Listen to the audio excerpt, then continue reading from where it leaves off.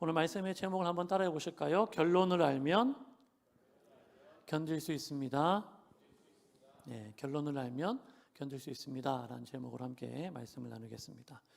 오늘 오후에 우리 미얀마로 떠났던 26명의 청년들이 무사히 잘 귀국했고요, 교회에 잘 도착해서 담임 목사님께서 기도해 주셨고 또 각자 이제 집으로 이렇게 흩어졌습니다. 기도해 주셔서 감사합니다. 가끔 이제 미술관에 갈 때가 있습니다. 자주 가는 건 아닌데요. 미술관에 가서 그 그림이나 작품을 감상하는 사람들의 모습을 보면 크게 두 가지로 구분이 된다고 합니다.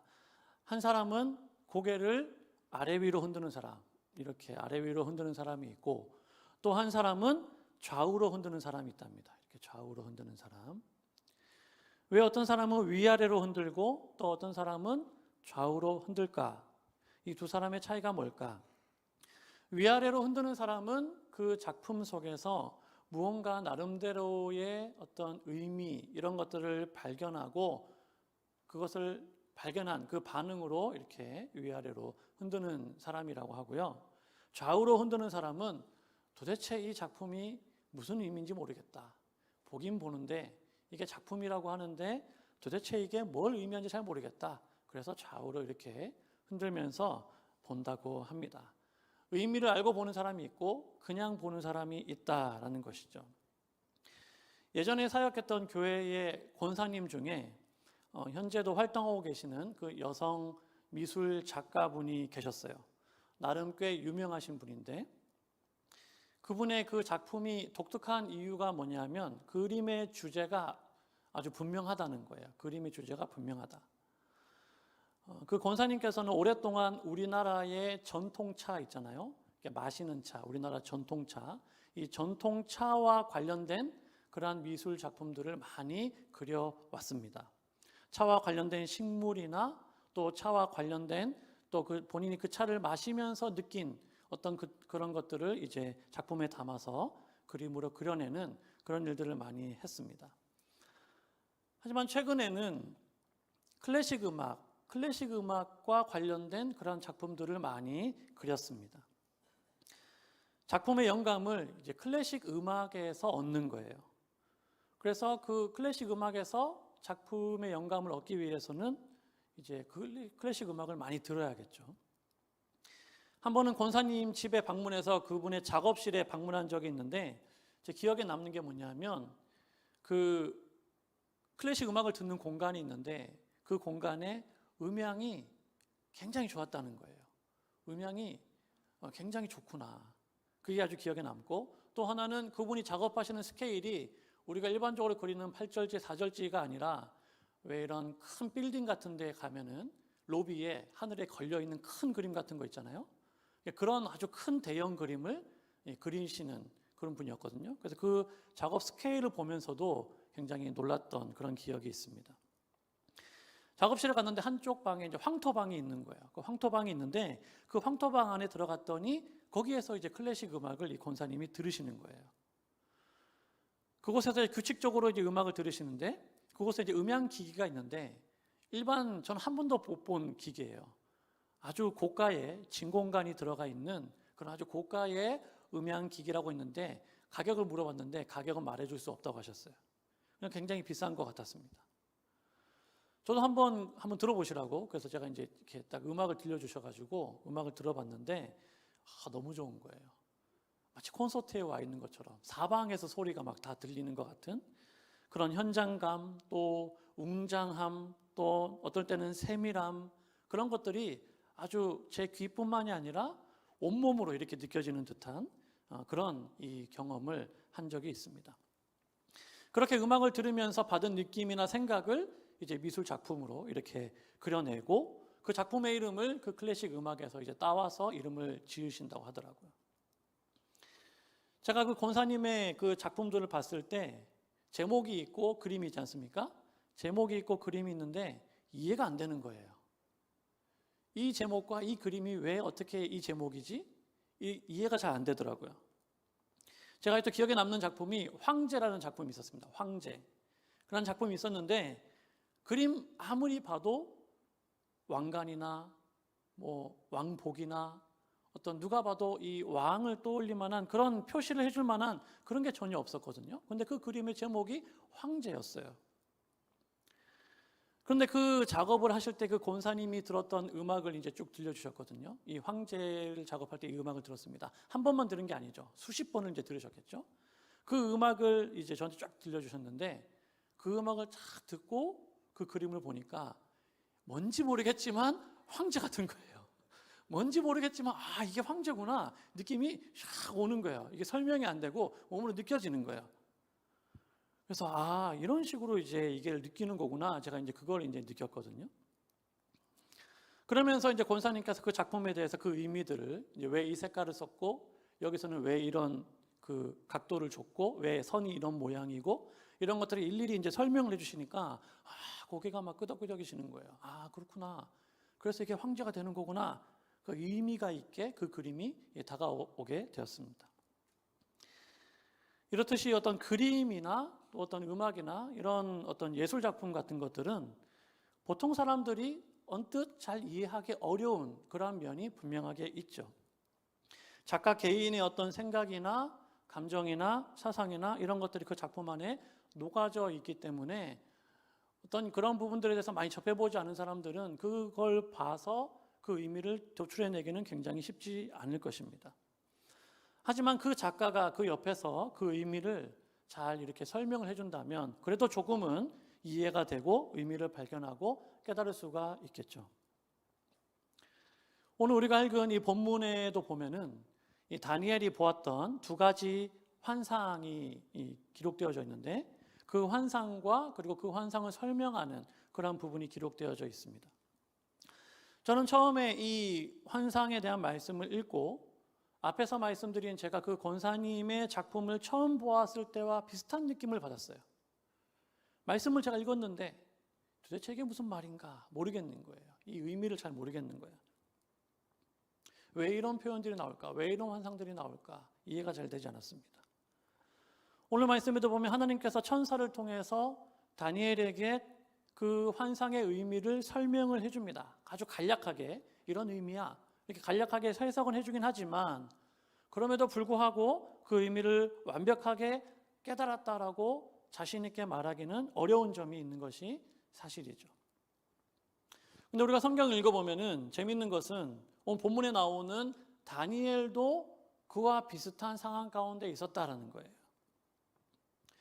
사랑하는 여러분, 신앙생활 하시면서 환상 같은 거 많이 보신 적 있습니까? 환상?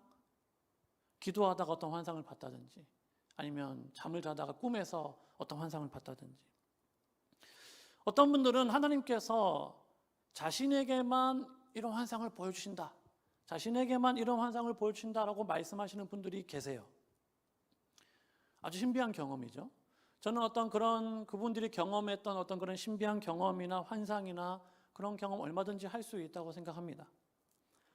하지만 자신이 경험한 그 경험을 절대시하기 시작할 때 이건 반드시 맞는 거야. 이건 반드시 이렇게 될 거야. 이렇게 절대시하기 시작하면 이제 그때부터 좀 위험해지는 거거든요. 그것은 어디까지나 주관적인 경험이고 개인적인 경험이고 그렇기 때문에 자신이 경험한 건 맞지만 그것을 절대시할 것이 아니라 그냥 하나의 그냥 경험으로 또 참고로 그렇게 이해하면 좋습니다. 사람은 자신이 경험한 것을 절대시하려는 경향이 있거든요. 내가 이걸 경험했기 때문에 이게 마치 사실인 것처럼 느껴지는 거예요. 마치 꼭 이게 진리인 것처럼 느껴지는 거죠. 근데 그것을 내가 맹신하기 시작하고 그것을 의지하기 시작하면 그때부터 이제 문제가 생기는 것입니다. 주변에 환상을 자주 보았다거나 또 그런 신비한 경험을 자꾸 이야기하고 자꾸 절대시하려는 그런 분들이 계시다면 그렇게 하면 안 된다고 말씀해 주셔야 되고요. 그런 분들이 계시면 조금 멀리 하셔야 됩니다. 건강한 신앙이라고 할 수가 없어요. 하나님께서는 이미 우리들에게 성경을 주셨잖아요. 우리들에게 하나님의 말씀을 주셔서 꼭 환상이나 계시나 이런 것이 아니라도 오늘 우리가 어떻게 삶을 살아가야 될지를 이미 하나님의 말씀을 통해서 다 가르쳐 주셨습니다.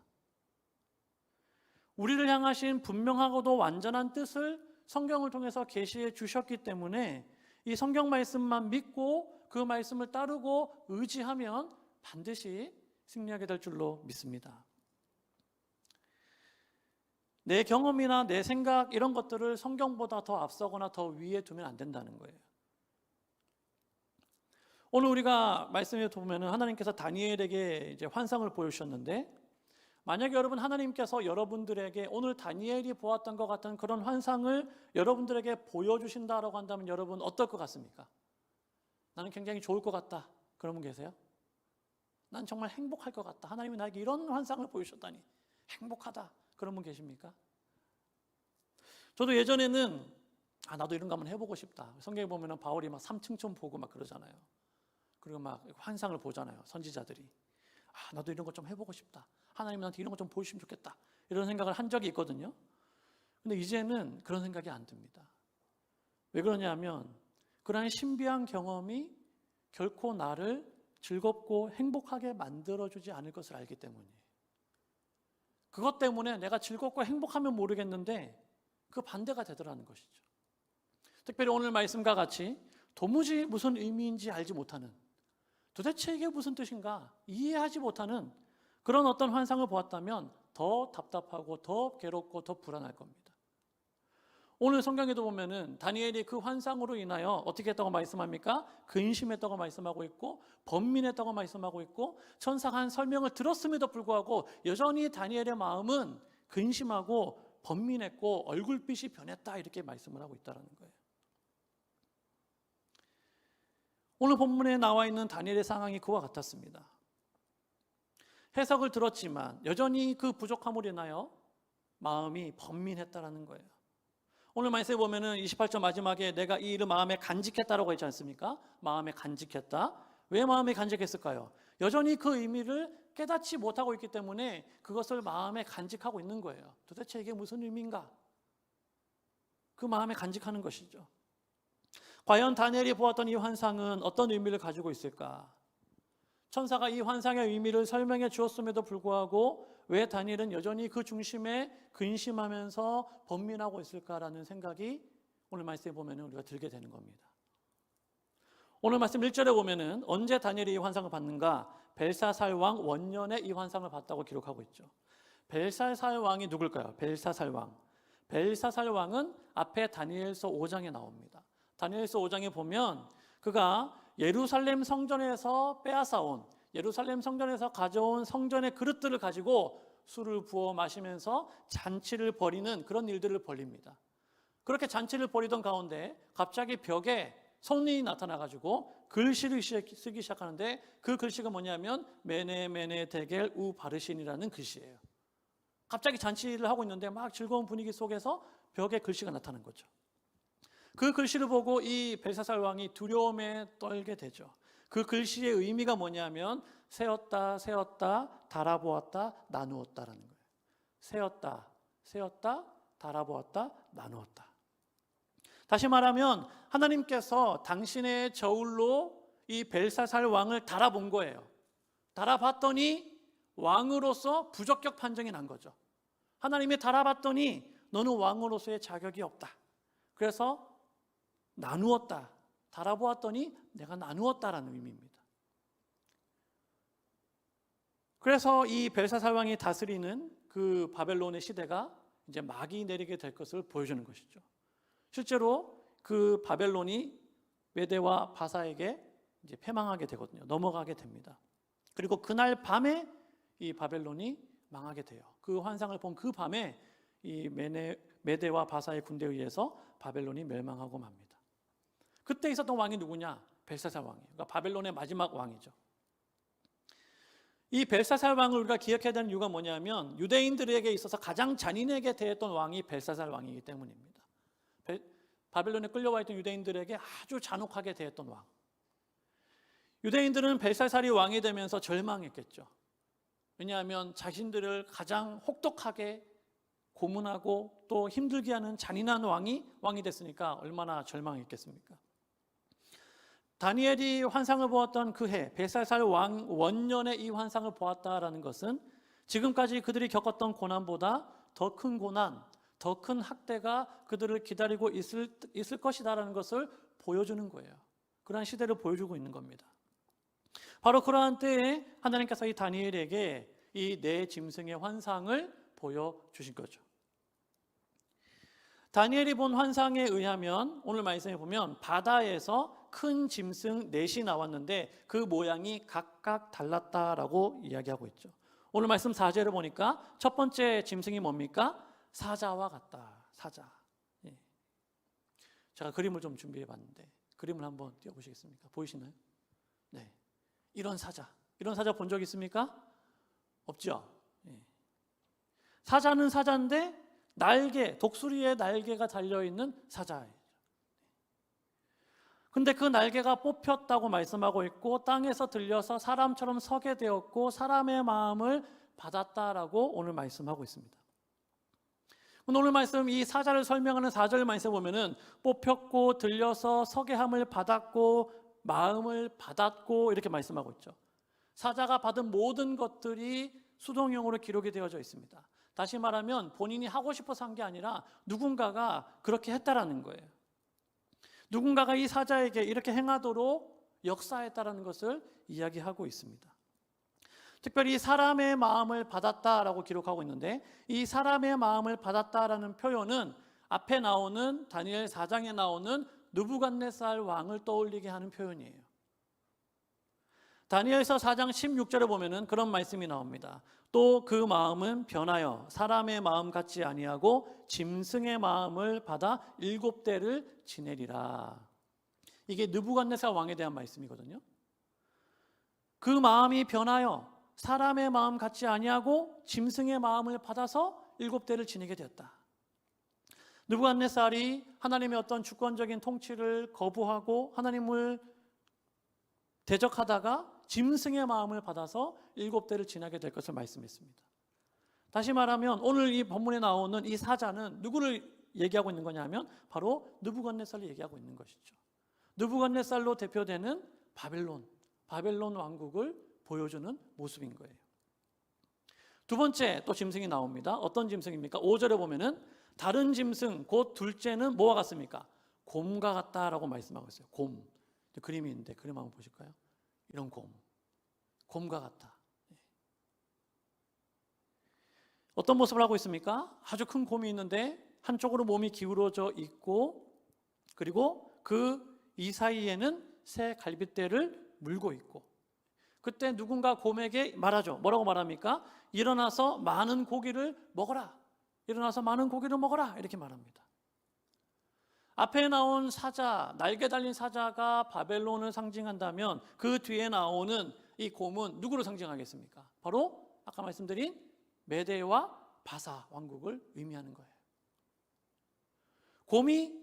몸이 한쪽으로 이렇게 기울어져서 한쪽이 이렇게 더 올라갔다라는 것은 두 나라가 겹쳐져 있는데 한쪽이 좀 더 강했다는 것이죠. 그러니까 메대가 바사보다 좀 더 강했다라는 것을 보여주는 모습입니다. 일어나서 많은 고기를 먹어라 라고 얘기했는데 아마도 이 메대 바사, 그 메대 바사가 나중에 페르시아거든요. 그 페르시아 제국이 아주 오랫동안 지속될 것을 상징적으로 보여주는 표현이라고 할 수 있습니다. 세 번째 짐승이 바다에서 나옵니다. 그 세 번째 짐승은 오늘 말씀 몇 절인가요? 6절에 보면은 다른 짐승 곧 표범과 같은 짐승이 나온다고 했죠. 이것도 그림이 있습니다. 한번 보시면 표범은 표범인데 진짜 이상하게 생긴 표범이 나오죠. 평범한 표범이 아닙니다. 등에 새 날개 넷이 달려있고 머리가 넷이 있는 그런 모습입니다. 오늘 말씀에 보면은 이 표범도 누군가로부터 권세를 받습니다. 누군가로부터 권세를 줘요. 이 표범에게. 앞에 나오는 바벨론 그리고 페르시아가 등장했기 때문에 그 다음에 나오는 이 표범은 무엇을 상징하겠습니까? 그 다음에 나오는 나라 그리스를 상징하는 나라예요. 그리스를 상징하는 그런 짐승이에요. 그리스는 나중에 4개의 지역으로 분할이 됩니다. 그리고 굉장히 신속하게 그 이방 나라들, 그 주변 나라들을 정복해 나가는 모습을 보여주게 되거든요. 여러분 표범이 나오는데 표범의 특징이 뭡니까? 빠름이죠. 빠르다. 굉장히 빠르다는 거예요. 신속하다는 거예요. 표범 자체도 빠른데 그 표범 등에 새 날개까지 달려 있으니까 얼마나 이게 빨랐는가라는 걸 보여주는 것이죠. 세 번째 나라의 특징을 잘 보여주고 있는 그러한 짐승입니다. 이제 마지막 네 번째 짐승, 네 번째 짐승이 중요한데요. 네 번째 짐승은 이름이 나오지 않아요. 어떤 짐승이다라고 나오지 않습니다. 그리고 그 짐승이 가지고 있는 특징만 쭉 기록을 하고 있죠. 그거 자체만으로도 이 네 번째 나라 짐승은 앞에 나오는 새 짐승과는 다르다, 구별된다라는 것을 보여주고 있는 거예요. 근데 그 짐승의 특징이 뭡니까? 오늘 말씀 7절에 보니까 무섭고 놀라우며 매우 강하며 쇠로 된 큰 이가 있어서 먹고 부서뜨리고 나머지는 발로 밟았다라고 표현하고 있습니다.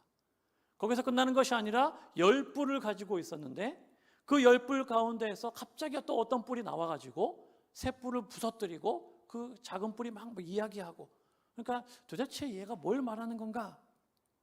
짐승이라고 표현하고 있지만 이 땅에는 존재하지 않는 아주 사납고 기괴한 그런 짐승의 모습을 표현해주고 있죠. 오늘 8절에 보면은 새로운 뿔이 나와서 기존의 새 뿔을 뿌리까지 뽑는다라고 말씀하고 있고, 그 새로 나온 작은 뿔이 사람처럼 눈도 있고 입도 있어서 큰 말을 막 이렇게 선포했다, 그렇게 이야기하고 있잖아요. 여기서 큰 말은 그 원어적 의미를 찾아보면 굉장히 오만한 말이에요. 굉장히 오만한 말, 굉장히 거만한 말. 그리고 25절 말씀에 보면은 이 뿔이 지극히 높으신 이를 말로 대적하며 또 지극히 높으신 이의 성도를 괴롭게 할 것이다, 이렇게 표현하고 있죠. 그러니까 이 네 번째 짐승에게 달려있는 이 뿔은 아주 교만하고 거만해서 지극히 높으신 하나님을 대적하고 지극히 높으신 하나님의 성도들을 괴롭히는 그런 악한 특징을 가지고 있는 그러한 뿔이고 그러한 짐승이다라는 것을 알 수 있습니다. 아, 목사님 왜 네 번째 짐승은 그림을 안 보여주시나요? 라고 생각할 수 있지만 제가 좀 찾아봤는데요, 너무 징그러워가지고 이거를 여기 좀 띄워야 되나 고민을 좀 했는데 안 띄우기로 했습니다.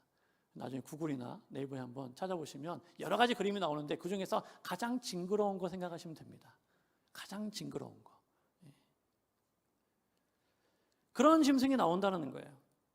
앞에 나온 새 짐승이 뭘 상징한다고 했습니까? 바벨론의 나라, 그리고 그 다음에 페르시아, 그 다음에 그리스, 그 다음에 나오는 나라가 뭘까요? 로마죠. 로마.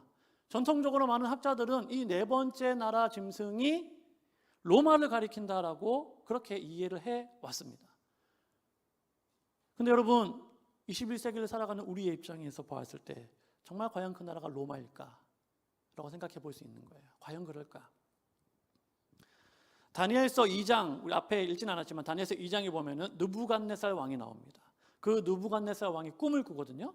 꿈을 꿀 때 그 꿈을 해석해 준 사람이 없어요. 그때 누가 해석하느냐? 다니엘이 느부갓네살이 꾸었던 꿈을 해석해 줍니다. 근데 그 느부갓네살이 꾸었던 꿈이 뭐냐면은 금이 있고 은이 있고 놋이 있고 새로 있는 아주 큰 신상이 세워져 있는 그 꿈을 이 느부갓네살 왕이 꿔요. 금, 은, 놋, 쇠. 마지막에가 이제 쇠입니다. 근데 그때 사람 손이 되지 아니한 한 돌이 어디서부턴가 날아와 가지고 순식간에 그 신상을 쳤는데 그 신상이 순식간에 부서져 가지고 먼지처럼 되고 태산을 이루었다, 온 세상에 가득했다, 이렇게 그 기록을 하고 있습니다. 다니엘은 그 느부갓네살이 꾸었던 꿈을 해석해 주면서 이렇게 설명해요. 이 꿈은 바벨론 이후에 하나님께서 세우실 나라들에 관한 꿈입니다. 그렇게 해석을 해줍니다. 그리고 그 마지막 쇠의 나라, 금, 은, 놋, 쇠, 마지막 그 쇠의 나라, 그때에 하늘의 하나님께서 한 나라를 세우시게 되는데 그 나라는 영원히 망하지 아니하는, 영원히 무너지지 아니하는 그 나라를 하나님이 세우실 겁니다라고 다니엘이 느부갓네살에게 설명을 해줍니다. 그러한 관점에서 본다면 오늘 7장에 나오는 이 네 번째 짐승을 우리가 로마라고 그렇게 말하기에는 좀 어려움이 있는 것이죠. 왜냐하면 로마는 영원하지 않거든요. 로마는 이미 망했잖아요. 영원한 나라가 아니잖아요. 그렇다면 이 네 번째 짐승이 상징하는 그 나라는 도대체 어떤 나라인가라는 것이죠. 그것은 하늘의 하나님이 영원히 망하지 아니하는 그 나라를 이 땅 가운데 세우시는 바로 그때인데, 그때는 언제냐면 예수님께서 이 땅 가운데 오신 초림으로부터 예수님께서 이 땅 가운데 다시 오실 그 재림의 때까지, 우리가 소위 말하는 마지막 때라고 말하는 그때, 그 시대, 그것이 바로 이 네 번째 나라가 상징하는 그러한 나라다라는 것입니다. 우리가 살아가는 때죠.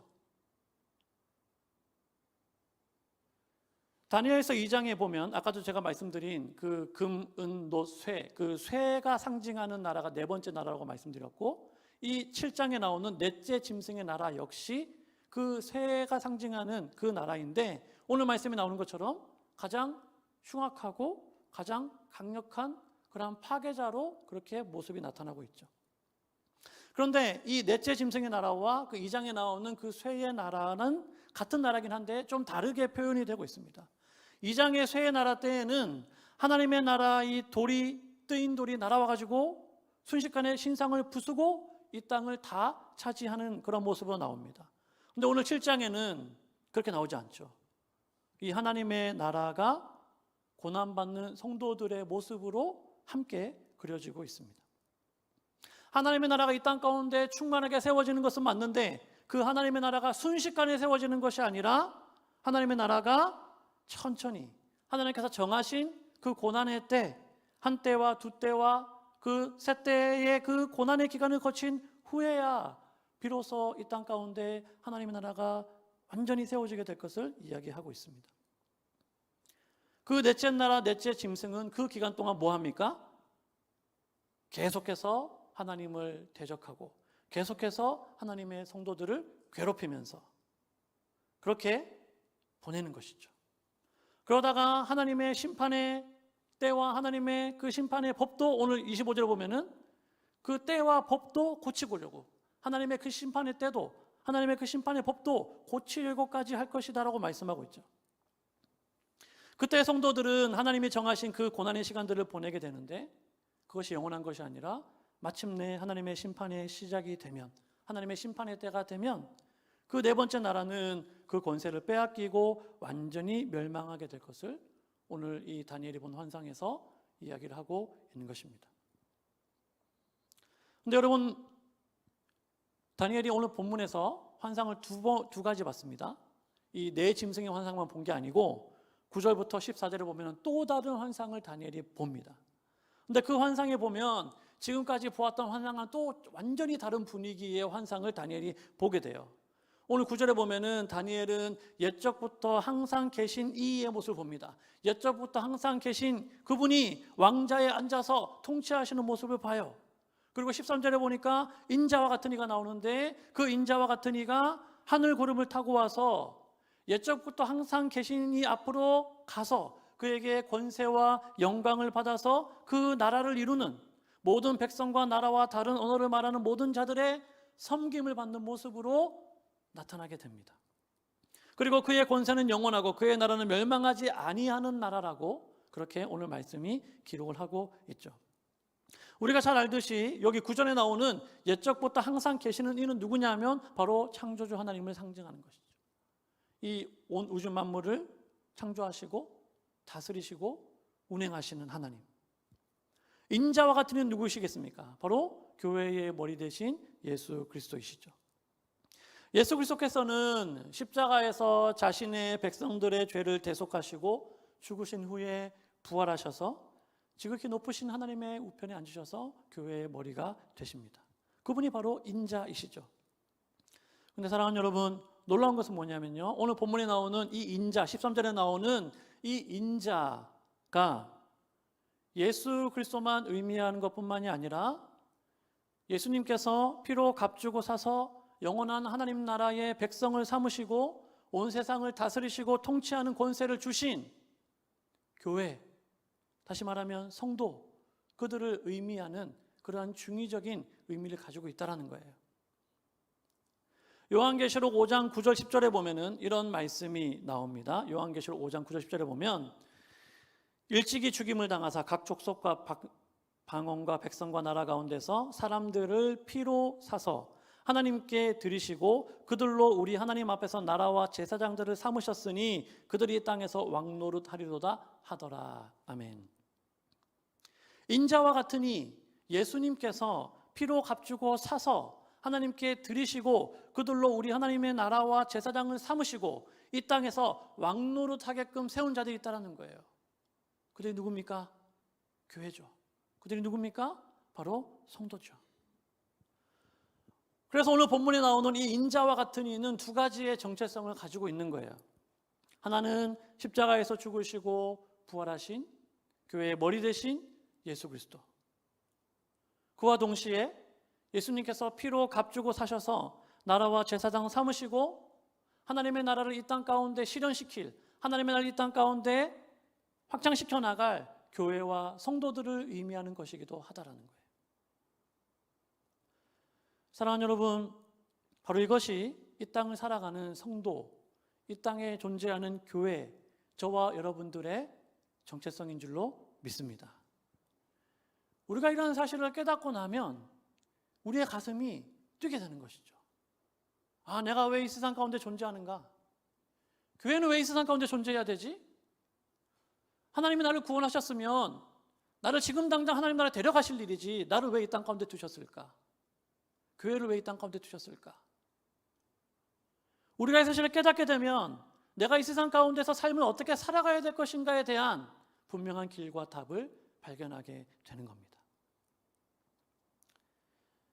이제 말씀을 맺겠습니다. 사랑하는 여러분, 다니엘이 환상을 보았습니다. 그리고 그 천사가 다니엘에게 그 환상에 대한 해석을 들려줬습니다. 그럼에도 불구하고 다니엘은 근심하고 번민했다라고 말씀하고 있습니다. 굉장히 우리를 당황스럽게 만들죠. 환상을 봤는데 천사가 다니엘에게 설명까지 해줬는데 여전히 다니엘은 근심하고 번민하고 고민했습니다. 다니엘이 근심하고 번민하고 하는 이런 모습은 이 땅을 살아가는 모든 우리 인간들이 가지고 있는 연약한 모습을 그대로 보여주고 있는 것이죠. 내가 아무리 환상을 보았다고 해서, 내가 아무리 신비한 경험을 했다고 해서 내가 이 세상 가운데에서 모든 고난과 아픔으로부터 초월하는 것은 아니기 때문에, 다니엘도 환상을 보았고 그 의미에 대해서 듣긴 들었지만 그것이 그에게 완전한 평안을 주지는 못했습니다.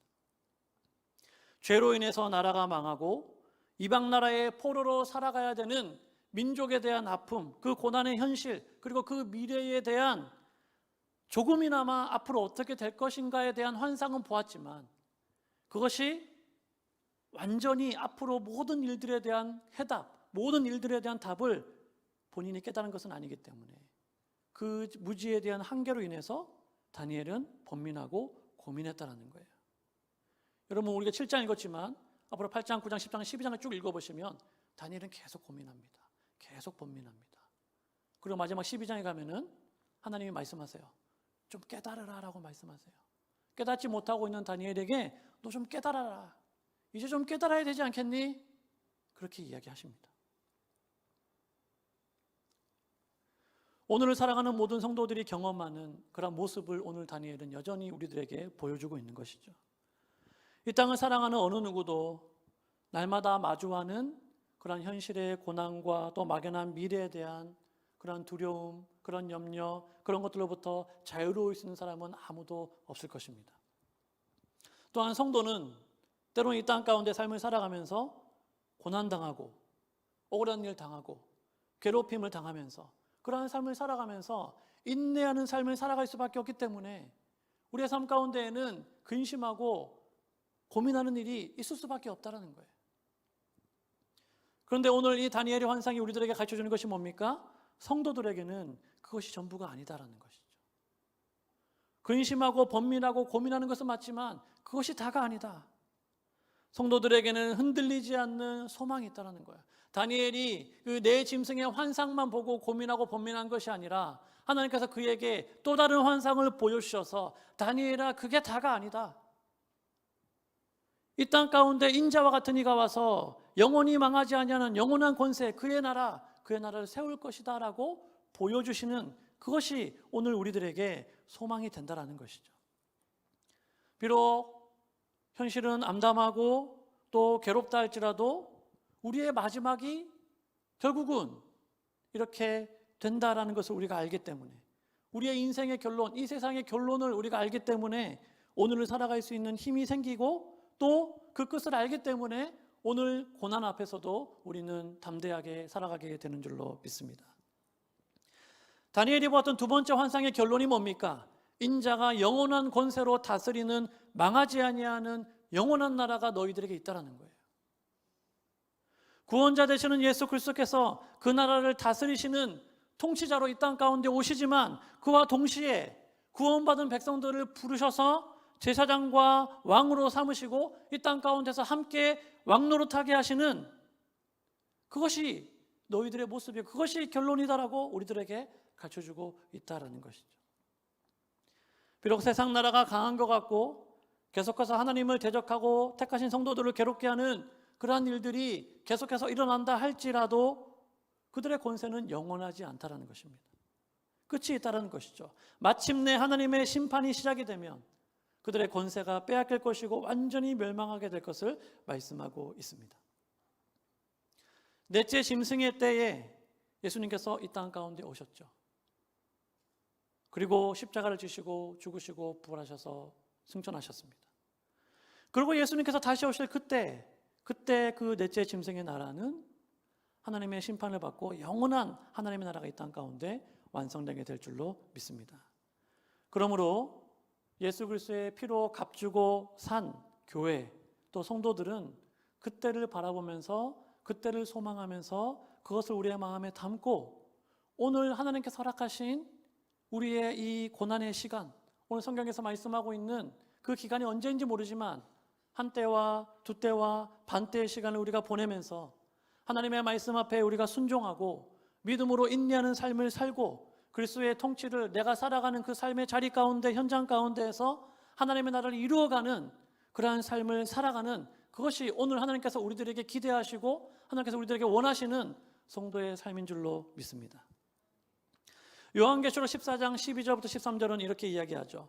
성도들의 인내가 여기 있나니 그들은 하나님의 계명과 예수에 대한 믿음을 지키는 자니라. 또 내가 들으니 하늘에서 음성이 나서 이르되 기록하라. 지금 이후로 주 안에서 죽은 자들은 복이 있도다 하시매 성령이 이르시되 그러하다. 그들이 수고를 그치고 쉬리니 이는 그들의 행한 일이 따름이라 하시더라. 이 말씀은 장례식장이나 슬픔을 당한 자들에게만 주시는 말씀이 아니라 오늘 하루하루의 삶을 살아가면서 성도로서 하나님 나라의 백성으로서 삶을 살아가는 우리들에게 주시는 하나님의 말씀인 줄로 믿습니다. 성도들의 인내가 있는 거예요. 하나님의 계명과 예수에 대한 믿음을 지키는 그런 모습이 우리 가운데 있어야 된다는 것이죠. 그렇게 될 때 복이 있도다라고 하나님은 말씀하신다는 것입니다. 사랑하는 여러분, 우리는 우리의 인생의 결론이 어떠한지 이미 다 알고 있지 않습니까? 결론을 알면 오늘 고난과 오늘 아픔과 오늘의 힘듦은 우리가 감당할 수가 있습니다. 우리가 하나님 나라의 백성임을 알고 하나님의 말씀에 순종하고 그 말씀을 따르는 삶을 살아갈 때 우리는 죽어서만 천국 가는 것이 아니고 이 땅 가운데에서도 하나님의 나라를 경험할 수 있는 거예요. 이 땅 가운데에서도 하나님께서 허락하시는 그 하나님 나라의 기쁨을 누리면서 삶을 살아가게 됩니다. 그리고 우리의 가정과 우리의 직장과 우리의 교회와 우리의 공동체가 하나님의 통치가 확장되어져 가는 그러한 놀라운 역사가 나타나게 될 줄로 믿습니다. 그러한 믿음과 소망을 가지고 오늘도 믿음으로 승리하는 저와 여러분, 우리 모든 성실의 가족들 될 수 있기를 주님의 이름으로 축복합니다. 기도하겠습니다.